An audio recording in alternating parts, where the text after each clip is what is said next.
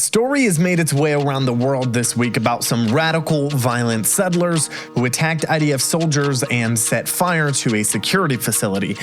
But there's more to this story that no one, and I mean no one, is talking about. We're going to get into it here on today's show. You don't want to miss this, guys.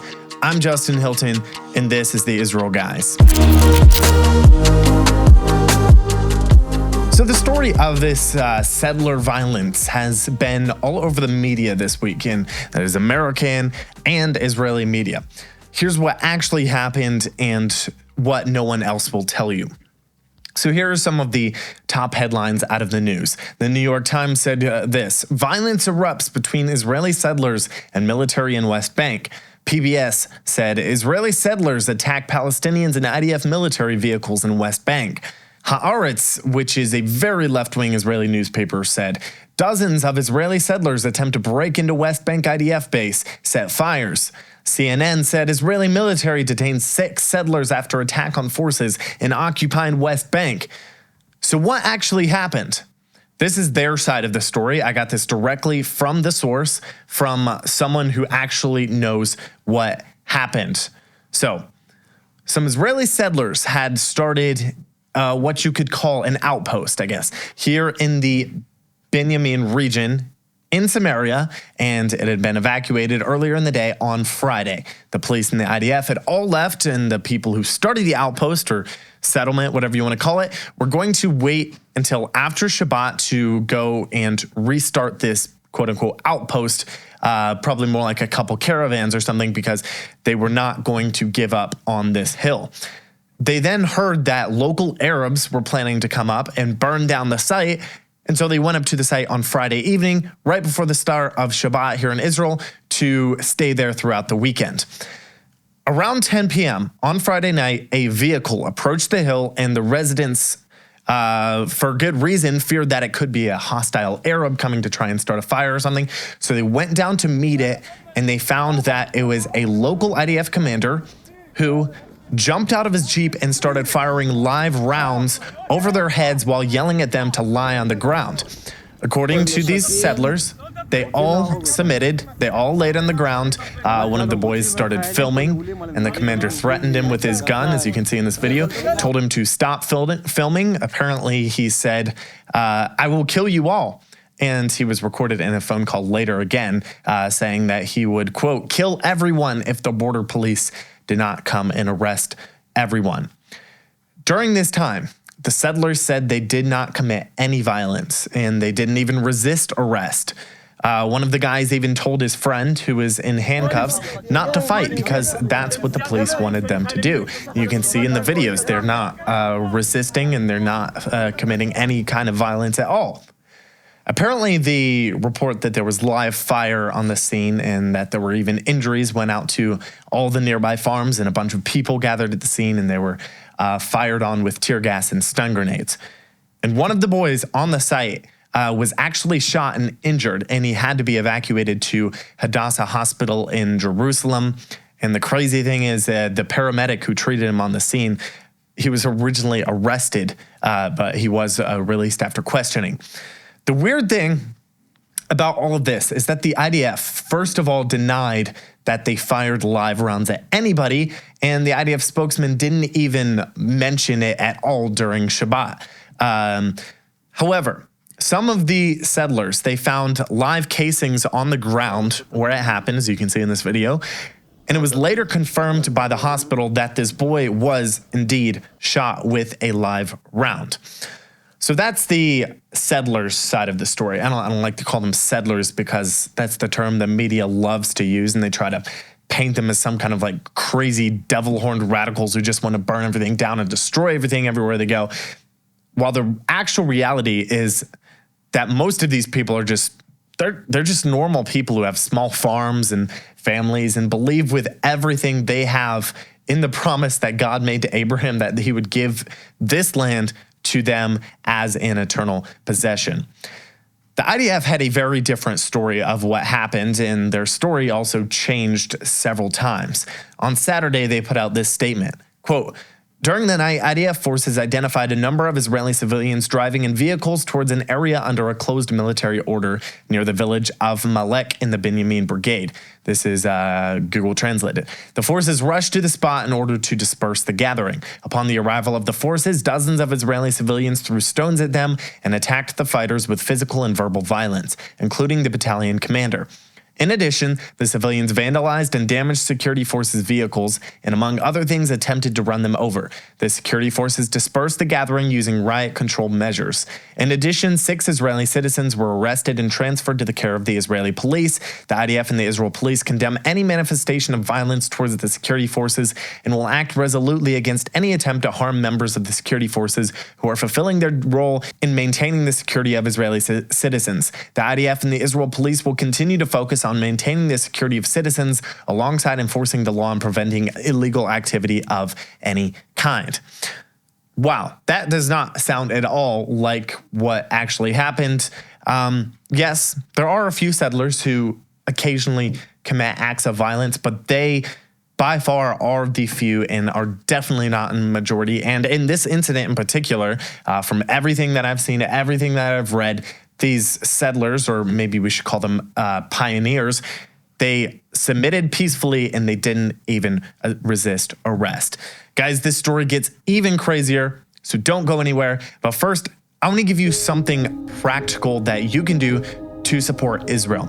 If you, like many people I know, love Israel but aren't able to make it over here to the Holy Land, or if you're inspired by the Jewish families living out God's promises on the front lines, or if you simply want to walk out God's words to Abraham in Genesis 12 of blessing the nation of Israel, then you need to check out our friends over at Blessed by Israel.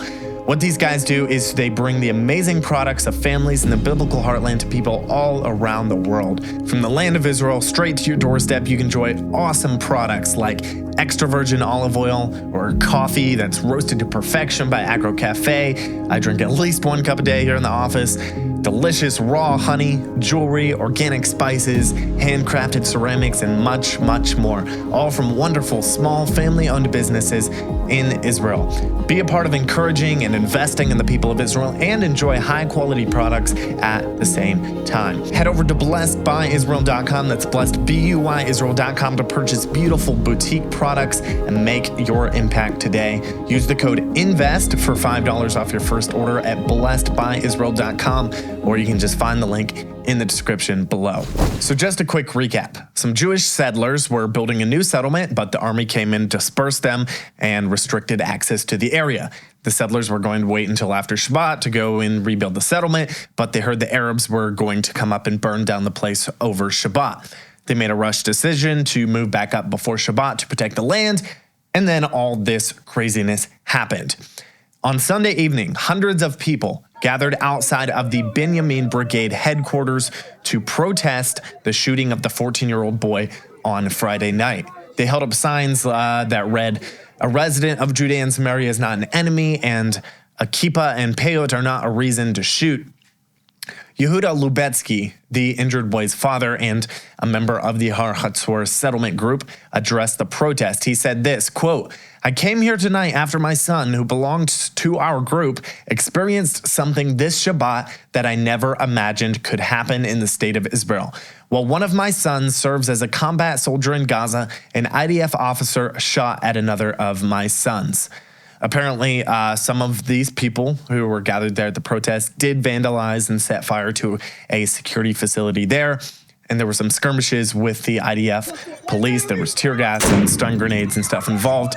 And this is the story, of course, that got all of the media attention because it fits the media's narrative, whereas the story of a 14-year-old boy getting shot doesn't help in their campaign of smearing the Israeli settlers as violent radical extremists, whereas this story of them going a little overboard and setting fire to a security facility absolutely fits their narrative.